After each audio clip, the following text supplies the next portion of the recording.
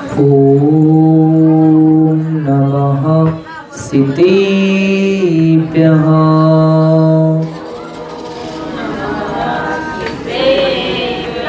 ओम नमः सिद्धेभ्यः।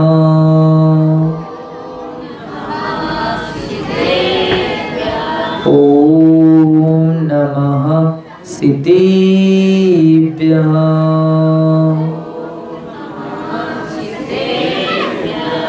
श्री राम कथा सुनाएंगे हम, सुनना बालक की तरह तुम।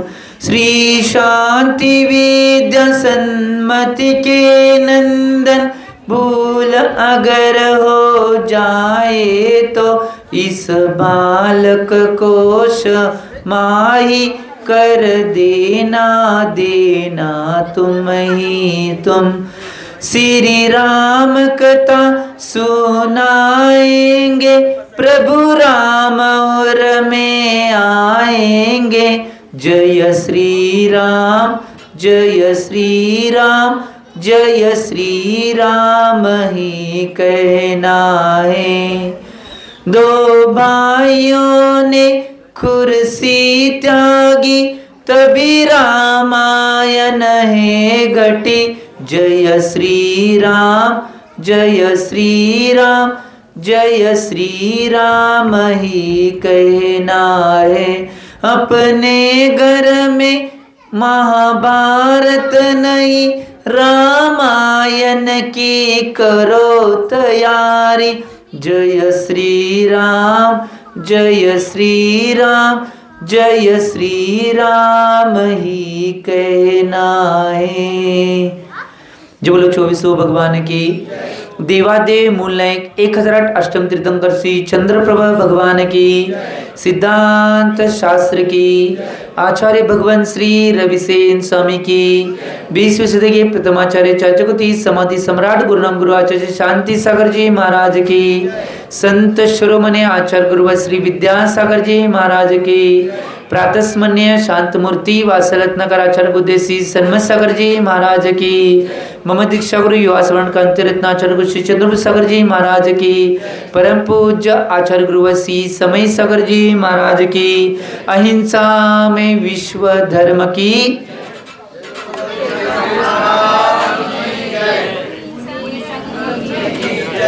भव्य जी हो। आचार्य भगवान रविसेन स्वामीजी कृत पद्मपुराणजी या ग्रंथाच्या आधारे श्री रामकथेची वाचना चालू आहे। आणि आचार्य भगवंतांनी कालच्या भागामध्ये कथानक एक सुंदर ठिकाणी आलतं की राम स्वतः आपल्या वडिलांची भावना आणि मनामधले जे भाव असलेले ते भाव बघून स्वतः वनवास जाण्याचा निर्णय घेतोय। आणि त्यावेळी तो सगळ्यांना भेटायला ही अवस्था तिथे चालू होती। एक प्रसंग असा येतोय ज्यावेळी तो आईला भेटून झाल्यानंतर कौशल्याला भेटून झाल्यानंतर परत दशरथ राजाकडे भेटायला जातोय आणि दशरथ राजाला निवेदन करतोय की मी निश्चित रूपानं ज्यावेळी दशरथ राजाचे चरण स्पर्श करून तो दशरथ राजाला नमस्कार करून ज्यावेळी तो दशरथ राजाला सांगत असतोय की मी निश्चित रूपानं इथनं निघून जाणार आहे, त्यावेळी दशरथ राजा म्हणतात की मला निश्चित रूपानं काही झाले तर या गोष्टी बऱ्याच मनातून विकल्पाला कारणीभूत होत आहेत। कारण की घटना घडली होती, पहिला श्रीरामांचा रास तिलक व्हायची घोषणा केली होती, परंतु आता श्री भरताचा रास तिलक व्हायला आहे आणि मला क्षमा करावी असं म्हटल्यानंतर श्रीरामांच्या डोळ्यातून अश्रू येतात आणि श्रीराम परत दशरथाच्या चरणावर बसतात आणि म्हणतात की हे पिताश्री, तुम्ही निश्चित रूपानं कोणतीही काळजी करू नका, कोणतेही टेन्शन आणि कोणताही विकल्प मनामध्ये घेऊ नका। मी निश्चित रूपानं, कारण की मी जर इथं राहिलो तर भरत 3 काळामध्ये आपला राज तिलक करून घेणार नाही, तो आपलं राज्य करू शकणार नाही। त्यामुळं तुम्ही माझ्या जीवनामध्ये पिता आहात आणि मी तुमचा पुत्र आहे आणि पुत्राचं हेच कर्तव्य आहे की निश्चित रूपानं पिताची रक्षा करणाराच पुत्र असतोय। त्याच्या पुढे जाऊन जो कधीही जीवनामध्ये आपल्या पित्याला शोक निर्माण करून देत नाही तोच खरा पुत्र आहे, आणि आपल्या पितांची जी काही म्हणणं असेल ते ऐकणार तोच खरा पुत्र आहे. त्यामुळे तुम्ही कोणतीही काळजी न करता मी माझ्या जीवनामध्ये सगळ्या गोष्टी, तुमचं जे वचन आहे ते कधी खाली न पडता मी अशा ठिकाणी निघून जाईन की भरताचं राज्य सुद्धा तिथं नसेल, परंतु भरताला त्या गादीवर बसवल्यानंतर मी निघून जाईन. कुठलेही राज्य वैभव, कुठल्याही जे भरताची राज्याची सीमा आहे त्या सीमेच्या बाहेर मी निघून जाईन. त्यामुळे भरताला राज्य करण्यास कोणतीही हरकत राहणार नाही आणि भरताला कोणताही विकल्प होणार नाही. आता दशरथ राजाला अतिशय आनंद झाला, कारण की खरोखर पुत्राचं कर्तव्य श्रीराम पार पाडत आहेत. आणि त्यामुळं दशरथ राजा श्रीरामानं म्हणतात ठीक आहे. आणि त्यावेळी जी हा सगळा जो माहोल प्रसन्नतेचा आणि बाकीच्या गोष्टीचा माहोल झालेला आहे, आणि त्या अवस्थेमध्ये या सगळ्या गोष्टीमध्ये सगळा माहोल झाल्यानंतर त्यावेळी श्रीरामच दशरथ राजाला परत शेवटचं सांगून जातात प्रणाम करून की मी निश्चित रूपानं माझ्या मनामध्ये दक्षिण दिशेला जाण्याची इच्छा मनामध्ये आहे, आणि दक्षिण दिशामध्ये विद्यांजल जो पर्वत आहे त्या पर्वताच्या रांगामध्ये तिथं मी जाण्याची, त्या वनामध्ये जाण्याची माझी इच्छा आहे. परत एकदा नमस्कार करतोय आणि तू निघतोय तिथनं. आता इकडं ही घटना पार पडलेली आहे. तिकडं ज्यावेळी कौशल्याजवळ राम जाऊन आला होता, तिथली जी अवस्था आहे त्या अवस्था वेगळ्या पार पडत होत्या. म्हणून आणि त्याचे रामाचे भाव होतात कौशल्या मातेला अनेकदा भेटावं, आणि तो भेटायला जातोय. कौशल्या जी माता होती शेवटीला आईच होती, तिच्या डोळ्यातून अश्रू काही थांबत नव्हते. आणि त्यावेळी गेल्यानंतर परत तो भेटतोय, आणि त्यावेळी कौशल्य माता रामाला निवेदन करते मी बी तुझ्याबरोबर वनवासामध्ये येणार. आता राम मनात विचार करतोय की मातेला वनवासामध्ये न्यायचं ही गोष्ट 3 काळात शक्य होऊ शकत नाही. आता काय करायचं. त्यावेळी श्रीराम अतिशय हुशार आणि चतुर आणि आदर्श आणि व्यवहार पुरुष होते. ते आपल्या गोष्टीच्या माध्यमातून कौशल्या मातेला सांगतात की हे कौशल्या माते, मी काय करतो, मी वनवासामध्ये आत्ता जातो, मी वनामध्ये आत्ता निघून जातो, आणि वनामध्ये निघून गेल्यानंतर तिथं माझी सगळी व्यवस्था व्यवस्थित यथोचित झाल्यानंतर परत मी तुला न्यायसाठी येतो आणि तुला घेऊन जातो.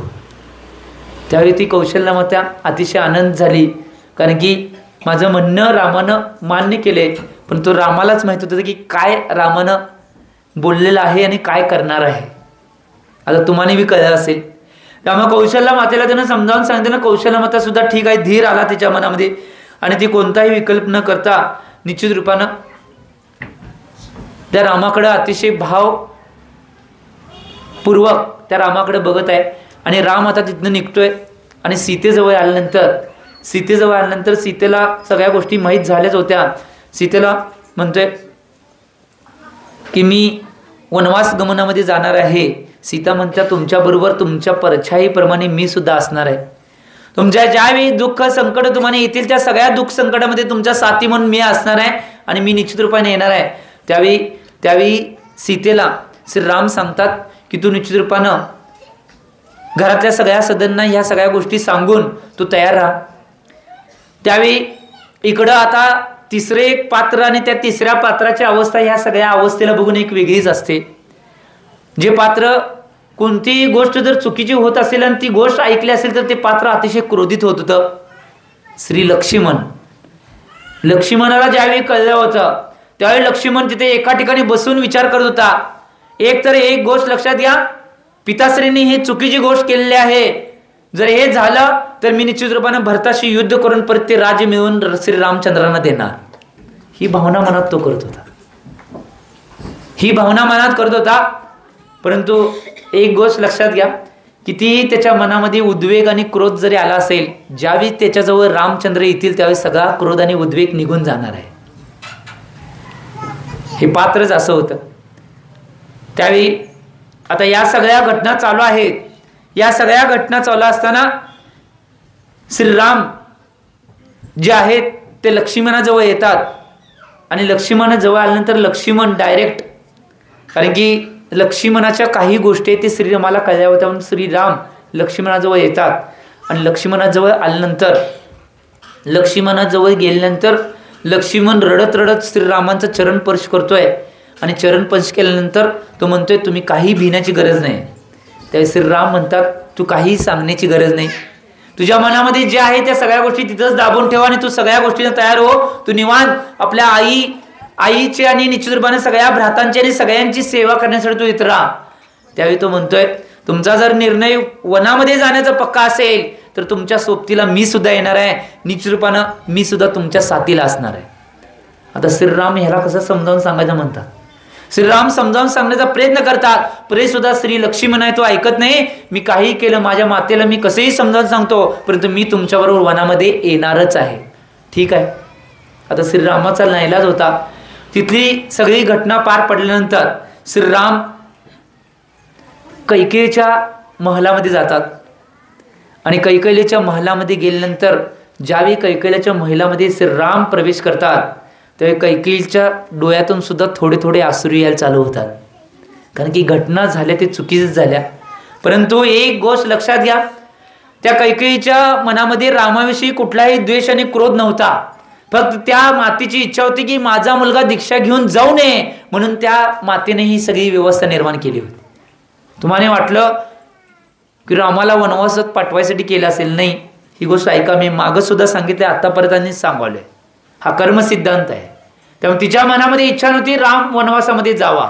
तिच्या मनामध्ये एकच इच्छा होता की माझ्या जीवनातील माझी पती बी दीक्षा घेऊन चालले आहेत, मुलगा बी दीक्षा घेऊन घेतला तर मी कुणाकडे बघून जगणार. म्हणून तिनं आपल्या पुत्रासाठी राज्य मागितलं होतं, भरतासाठी.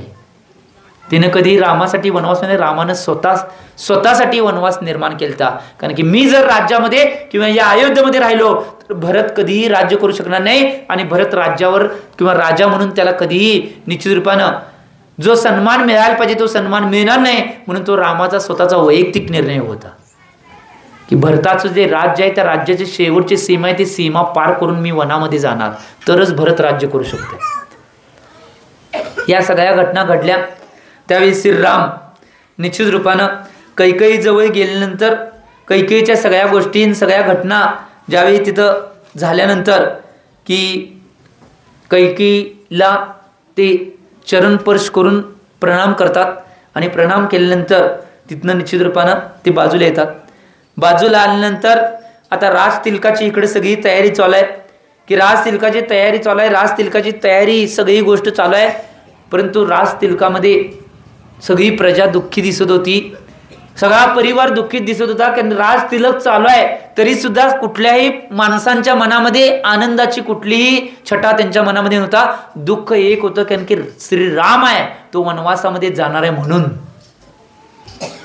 एक गोष्ट लक्षात घ्या, राजगादीवर न बसता सुद्धा वनामध्ये जाण्याचा निर्णय घेऊन सुद्धा श्रीराम हिरो आणि राजाच बनले होते.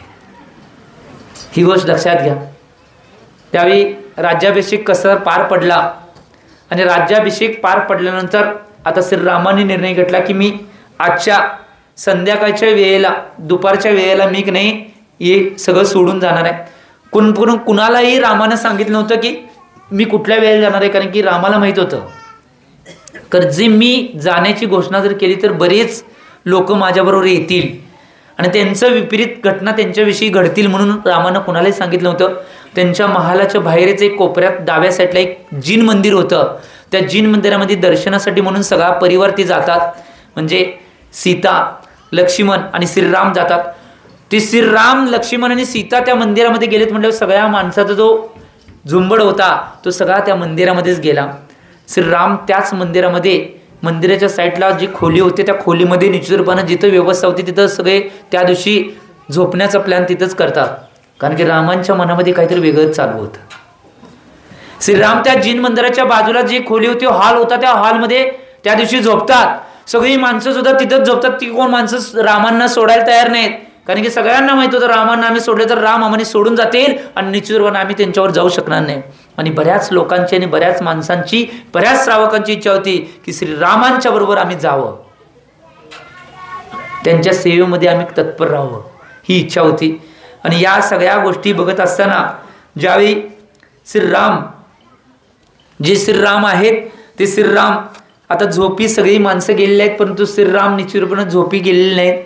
श्रीराम जागृत अवस्थेमध्ये आहेत, फक्त झोपेचं नुसता सोंग त्यांनी घेतलं होतं आणि सगळी जी व्यक्ती आहे ते सगळी झोपी गेल्यानंतर ज्यावेळी मध्यरात्रीची वेळ होती त्या मध्यरात्रीच्या वेळेला श्रीराम उठतात, सीतामय्या आणि लक्ष्मण जो बंधुराज होता त्याला उठवतात आणि म्हणतात चला आपल्याला आता प्रयाण करायचं आहे. आणि मध्यरात्रीवर, कारण की कोणीही व्यक्ती माझ्यावर येऊ नयेत म्हणून मध्यरात्रीवर कोणीही जागे नसताना त्या मंदिराच्या पाठीमाच्या दारानं तिने निघून जातात आणि वनामध्ये वेगवेगळ्या ज्यावेळी त्यांच्या नगराची, अयोध्या नगराची जी सीमा होती ती सीमा पार करतात. सकाळपर्यंत चालत तसेच राहतात. जो राजा बनणार होता त्याला आता वनामध्ये चालायला लागले, परंतु कोणताही विकल्प संकल्प मनामध्ये होता, कारण की पितांची कोणतीही आज्ञा मोडायची नाही हे भाव मनामध्ये होते. आणि आजचे पुत्र पितांना विचारतच नाहीत. ते रामायणातच आलंय, मध्ये मध्ये सांगितलेलं बरं असते हो. त्यामुळे चिंतन करणं आवश्यक आहे. कोणतीही गोष्ट न मोडता ते सकाळपर्यंत तसंच चालत राहून ज्यावेळी या नगराची सीमा त्यांनी पार केली, सीमा पार केल्यानंतर इकडं ज्यावेळी नगरातले सगळे श्रावक सकाळी उठल्यानंतर बघतात तर श्रीराम, लक्ष्मण आणि सीतामय्या नाहीत. हे बघितल्यानंतर ते त्यांचा शोध घेण्यासाठी त्यांच्या पाठीमागनं कुठल्या दिशेने गेले, काय काय गेले, बरीच माणसं इकडच्या दिशेला, बरीच माणसं तिकडच्या दिशेला सगळे शोध घ्यायला चालू करतात. आणि काही माणसं, जी बरीच माणसं होती, काही माणसं म्हणजे बरीच माणसं ती श्रीरामांच्या पर्यंत जाऊन पोहोचतात. आणि की श्रीराम, सीतामय्या आणि लक्ष्मण हे चालत गेले होते, परंतु ते सगळं माणसं आपापली वाहन, घोडा असेल, उंट असेल, हत्ती असेल, सगळं घेऊन गेले. तोपर्यंत श्रीराम ज्यावेळी अयोध्येची सगळी शेवटची जी रेषा होती तिथपर्यंत पोहोचली होती, तिथे एक नदी लागली होती, एक भयंकर नदी होती. त्या नदीचं रूप एवढं भयंकर होतं, एवढ्या जोरात ते पाणी व्हायचं.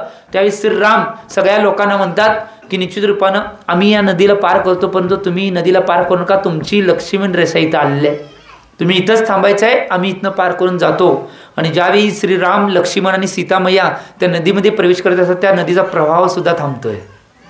आणि की पुण्यशाली पुरुष जिकडे जातात तिकडे सगळ्या व्यवस्था व्यवस्थित रूपानं आपोआप पार पडतात. एवढं पुण्य त्या श्रीरामांचं आणि श्री लक्ष्मणाचं आणि सीतामय्येचं होतं. नदीचा प्रवाह सुद्धा हळू झाला आणि त्या प्रवाहातनं श्रीराम, लक्ष्मण आणि सीतामय्या त्या नदीला पार करून पलीकडे जातात. पार केल्या प्रवाह आणि परत जोरात चालू होते. तिथनंच ओरडून श्रीराम, लक्ष्मण त्या लोकांना सांगतात तुम्ही येण्याचा प्रयत्न करू नका, नाहीतर या पाण्याच्या प्रवाहावर तुम्ही वाहून जाचेला, तुमच्या प्राणाला तुम्ही मुकू नका, माझ्यासाठी कोणती गोष्ट करण्याची आवश्यकता नाही. ही गोष्ट सांगितल्यानंतर ती माणसं आपल्या डोळ्यातून अश्रू काढून रडत असतात. श्रीरामांच्याकडे एक नजर बघत तशीच बसलेले असतात आणि त्यांच्या डोळ्यातून अश्रू येत असतात की आपल्या जो राज्याचा राजा होणार होता, जो आदर्श पुरुष आणि व्यवहार पुरुष होता, तो आम्हाला सोडून आज चाललाय आणि आम्ही त्यांच्याबरोबर आता जाऊ शकत नाही. म्हणून बऱ्याच जणांना, बऱ्याच व्यक्तींना विकल्प होत होता. त्या विकल्प अवस्थेमध्ये सगळीजण काय जर आहाकार करत होते, काय जण खाली मान घालून तसेच बसले होते, कारण की ती विकल्पाची अवस्था आहे, कारण की आमचा राजा निघून चाललेला आहे. काय लोकांना निश्चित रूपानं तो विकल्प सहन होणार म्हणून ते दुसऱ्या झाडांच्या कोठरीमध्ये, झाडांच्या सानिध्यामध्ये जातात आणि तिथं आपलं जे रडणं आहे ते रडणं जोर जरा चालू करतात, कारण की अवस्थाच अशी निर्माण झालेली आहे. परंतु त्या अवस्थेमध्ये श्रीराम मनामध्ये एक संकल्प घेतात, मी जर पाठीमागं बघितलं वळून तर त्या सगळ्या लोकांना जास्त विकल्प होईल, म्हणून मी न पाठीमाग बघता, न डगमगता तसंच पुढे चालणं आवश्यक आहे. श्रीराम, श्री लक्ष्मण आणि सीता न डगमगता, न पाठीमाग बघता तसेच चालत पुढे जातात. आणि त्यावेळी तिथनं पुढून गेल्यानंतर एका झाडाखाली विश्रामसाठी ते बसलेले असतात. बराच काळ पुढे गेले आणि एका झाडाखाली विश्रामसाठी ते बसलेले आहेत. आता तिथं अवस्था निश्चित रूपानं तिथं जंगलामध्ये जे खायची अवस्था असेल तशी अवस्था. आता राजमहल नाही, राजमहलामधली सगळी व्यवस्था, सगळ्या गोष्टी नाहीत. वनामध्ये काय अवस्था, कुठली फळं मिळतील, कुठलं काय मिळेल, त्याच अवस्था तिथे निर्माण करायच्या. लक्ष्मण सगळी व्यवस्था करणार आणि या सगळ्या व्यवस्थेला पार करून जे मिळेल ते खायचं आणि निघून जायचं. आम्हाला जरा मिळालं नाही तर आमच्या पोरांना ताट स्वयंपाकघरात जाते, हे केलंस ते केलंस. अवस्था कधी बिकट येते त्यावेळी कळते की काय अवस्था असत्या. चिंतन करा. तो राजा होणारा, एवढ्या मोठ्या महालामध्ये राहणारा सुद्धा व्यक्ती सगळ्या गोष्टींना ॲडजस्टमेंट करतोय. जीवनामध्ये एक गोष्ट लक्षात घ्या, आम्ही आमच्या जीवनामध्ये जेवढ्या समयाला ॲडजस्टमेंट येईल तेवढ्या ॲडजस्टमेंट करणं आवश्यक आहे. त्यावेळी ते ज्या अवस्था असतील त्या अवस्थांना पार करत आपलं चालणं, आपल्या सगळ्या गोष्टी इकडं करत असतात. त्याचवेळी निश्चित रूपानं ज्यावेळी ह्या सगळ्या घटना घडत असतात, त्या सगळ्या घटना घडत असताना ज्यावेळी इकडं अयोध्यामध्ये जे सगळं राज्य आहे ते सगळं राज्य सुन्न आहे. कोणीही व्यक्ती कोणासंग बोलायला तयार नाही. सगळे दुःखामध्ये, दुःखाच्या प्रसंगामध्ये दुःखाचा डोंगर आपल्या अंगावर कोसळल्यागत सगळ्यांचा व्यवहार चालू आहे. राजवाड्यात सुद्धा जिथं महल आहे त्या महिलामध्ये सुद्धा एकमेका कुणाशी बोलून झाले, सगळ्यांच्या मध्ये नुसतं दुःख आहेत, कारण की 3 व्यक्ती आपल्यातून निघून गेलेले आहेत. त्या अवस्थेला बघत असताना इकडं कैकेयी सुद्धा आता दुःखी व्हायला, मी केले ते लई चुकीच केले. तिनं केलं नव्हतं परंतु तरी सुद्धा ती मनाला टोकाल्या, कारण की कोण कुणासंग बोलून झालंय, कोण कुणाच्या अवस्था. जसं घरामध्ये पहिला ज्यावेळी सगळं घर भरलं होतं, एकमेकांशी प्रेमानं बोलणं, एकमेकांशी वागणं, एकमेकांची सगळ्या गोष्टी शेअर करणे, या गोष्टी होत्या, त्या गोष्टी सगळ्या संपुष्टात आल्या. कोण कुणाकडे बघत नाही. नगरामधले कोण व्यक्ती कुणाकडे बघायला तयार नाहीत. सगळे दुःखी होऊन आपापल्या घरामध्ये तशीच आहेत.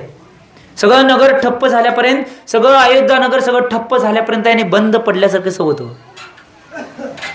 त्यावेळी कैकेयीला विकल्प झाल्यानंतर कैकेयी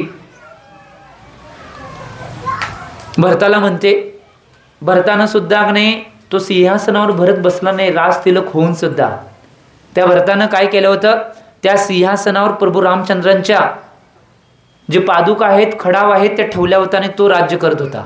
त्या सिंहासनावर तो बसला नाही. सिंहासनावर बसण्याचा अधिकार फक्त एकाच व्यक्तीचा आहे.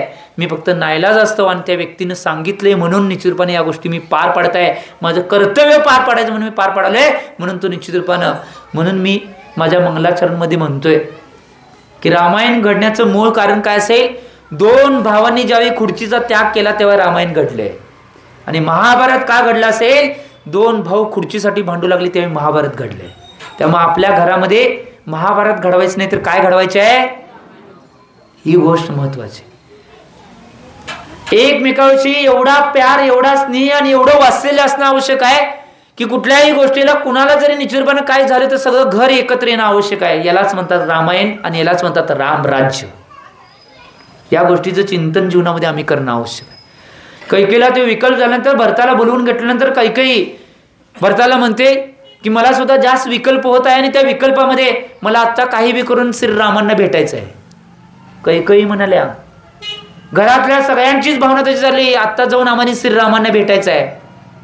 त्यावेळी सगळी व्यवस्था भरत लावतोय की रथ, हत्ती हे सगळा लवाजमा सकट आता रामचंद्रांना, लक्ष्मणला आणि सीताला भेटायसाठी सगळे घरातले सदस्य आता आतुर होतात आणि ते सगळे जातात.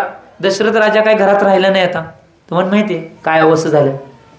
तर ते सगळे जातात आणि जात असताना निश्चितपणे प्रत्येकाच्या मनामध्ये विकल्प आलाय की या जंगलातून, या नदीच्या अवस्थेतून, या सगळ्या गोष्टीतून श्रीराम कसे गेले असतील, कशी अवस्था असेल, त्यांची खाण्याची व्यवस्था काय असेल, त्यांची झोपण्याची व्यवस्था काय असेल, त्यांची बसण्याची आणि त्यांची राहण्याची व्यवस्था काय असेल. हा विकल्प आता मनात त्यांच्या चाललेला आहे. आपण राजमहालामध्ये निवांत आहे. त्यामुळं कैकेयीला जास्तच विकल्प चालू झाला. कौशल्या मात्र जास्तच दुःखी होऊन रडू लागली. सगळ्यांची जी सुमित्रा होती ती सुमित्रा सुद्धा आपल्या मुलासाठी रडू लागली. लक्ष्मणाची अवस्था काय, त्याची तर निश्चित रूपाने ही अवस्था ही नव्हती, परंतु त्याला सुद्धा हे सगळं करायला लागल्यात.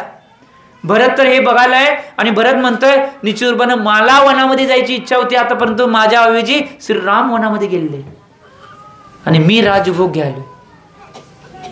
या अवस्थेमध्ये सगळी हळूवार जात एकमेक सगळ्यांचा विकल्प चालू आहे. सगळे एकमेकांशी बोलत आहेत की काय अवस्था झाली असेल, कुठली अवस्था आहे. ते सगळी अवस्था जंगलाची, घनदाट जंगल, त्या घनदाट जंगलातून हे कसे गेले असतील. परंतु महापुरुषांना कधी कुठल्या घनदाट जंगलाची, कुठल्या अवस्थेची, कुठल्या जागेची कधी भीती वाटत नाही. ते महापुरुष असतात. आणि ते तर श्रीराम एक भवतारी महापुरुष होते. त्यामुळे त्यांना भिण्याची आवश्यकता नव्हती. शाहीक सम्यक दृष्टी आणि वज्र वृषभ नाराज सहन नसणारे व्यक्तिमत्व होते.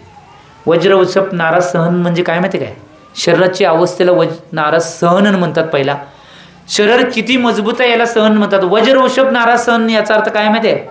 त्यांची हाडे, वरच्या शिर, कातडे, सगळं जे काय काय शरीरावर जे सगळे वेष्टन आहेत ते सगळे वज्राप्रमाणे असतात. त्याला वज्र वृषभ नाराज सहन म्हणतात.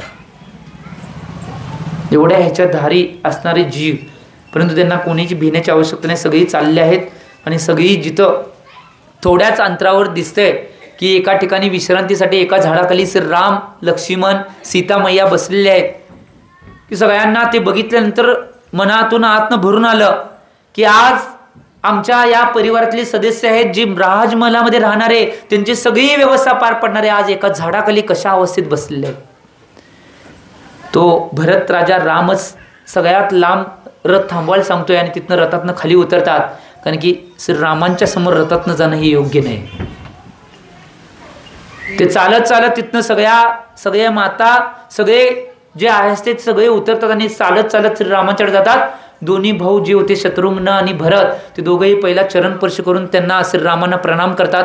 सगळ्या आई जवळ आल्यानंतर श्रीराम बघितल्यानंतर श्रीराम उठतात, लक्ष्मण उठतात आणि सगळ्या मातेंचा चरणस्पर्श करून त्यांना प्रणाम करतात आणि म्हणतात तुमची तब्येत, तुमच्या सगळ्या गोष्टी बरोबर आहेत काय? त्यावेळी त्या सगळ्या माता आणि सगळे भाऊ जास्त रडायला लागतात, एकमेकांना गळ्यामध्ये पडतात. काय अवस्था झाली असेल बघा, कशी अवस्था झाली असेल बघा. एक दिवस नुसता 1-2-3 दिवस झालेले होते नुसता, तेवढ्यामध्ये ही सगळी अवस्था निर्माण झाल्या. 14 वर्ष वनवास, काय अवस्था सहन केली असेल, काय अवस्था असेल, काय गोष्टी असतील. सगळ्यांना आज वाटतंय निश्चित रूपानं आज नुसता कोण कोणासंग भांडण झालं, इकडं तिकडं गेले तरी काय वाटत नाही कोणाला. पण एक गोष्ट लक्षात घ्या, त्या श्रीरामांनी, श्री लक्ष्मणाने, सीता मैयाने 14 वर्ष वनवासामध्ये काय काय परिस्थितींना सामोरे गेले असतील. तुमच्यासारखं स्टेनगन, बंदूक, बाकीच्या गोष्टी, हेलिकॉप्टर, गाड्या, ही सगळी व्यवस्था नव्हती. चालत सगळ्या गोष्टी चालत पदविहार करत ह्या सगळ्या गोष्टींना सामोरे जात होते. त्यामुळे एक गोष्ट लक्षात घ्या, या परिवाराची सगळी जी प्रेमाची आणि वात्सल्याची जी परिस्थिती निर्माण झाली, त्या परिस्थितीतून बाहेर निघतानाच आता सगळा दृष्टीपात चालू आहे की सगळ्यांची अवस्था विचित्र झाली. परंतु या कथेचा आता जो दुसरा भाग आहे तो उद्याच्या अवस्थेमध्ये होणार आहे, कारण की टायमिंग लगेच संपते आपलं. सगळी जी अवस्था झाली आहे त्या अवस्थेतून कोण कसं बाहेर पडते, श्रीराम काय पुढे बोलणार आहेत, कुठल्या अवस्थेला श्रीराम प्राप्त होणार आहेत, मातेंना समजावून कसं सांगणार आहेत, सगळ्या भावांना एकमेकांना सगळे समजावून घेणार आहेत, हे उद्याच्या भागामध्ये आचार्य भगवान सांगणार आहेत. त्यामुळे उद्याच्या भागामध्ये आजचा कर्मसिद्धांत काय मिळत असेल तर एक गोष्ट लक्षात घ्या, आज कथानक श्रीराम कथा पुढे जात आहे, त्याचा कर्मसिद्धांत आपल्याला काय मिळत असेल. आज जी ऐकलेली कथा आहे त्यातून कर्मसिद्धांत एवढाच मिळतोय की आपण कितीही जरी दुःखात असलो, कितीही कष्टामध्ये असलो, तर दुसऱ्यांना सुखात ठेवण्याचा प्रयत्न, पुरुषार्थ आमच्या जीवनात जर केला तर आम्हाला कष्ट आहे ते कष्ट सुद्धा आम्हाला सुखासारखे वाटतात. हाच कर्मसिद्धांत आज रामाच्या रामकथेमध्ये मिळतोय. त्यामुळे आम्ही आमच्या जीवनामध्ये कितीही आमच्याकडे दुःख संकट आले तर त्यामध्ये हसत खेळत त्या दुःख संकटांना सामोरे जायचं, परंतु दुसऱ्यांना दुःख संकट देण्याचा प्रयत्न कधीही जीवनात करायचा नाही. हा कर्मसिद्धांत आज रामकथेमधून मिळतोय. त्यामुळे चिंतन करा, तुमच्या जीवनात सुद्धा असे बरेच प्रसंग येतात. त्या प्रसंगात कधीही स्वतः दुःख कष्ट कितीही येऊन द्या, त्या सगळ्यांना सामोरे जा, सगळं सहन करा, परंतु दुसऱ्यांना कधी दुःख आणि कष्ट देण्याचा प्रयत्न कधी करू नका. तुमचं जीवन कष्टात आणि दुःखात शिवाय आनंदी राहिल्याशिवाय राहणार नाही. हा कर्मसिद्धांत मी एवढीच भावना करतो. या कर्मसिद्धांतामुळे तुमचं सुद्धा कल्याण व्हावं एवढी भावना करतो आणि आजच्या वाणीला मी विराम देतोय. जे बोलो आचार्य भगवान श्री सन्मती सागरजी महाराज की. सुख के सब साथी दुख में न को, मेरे राम मेरे श्याम तेरा नाम एक साचा दूजा न को, मेरे राम मेरे श्याम.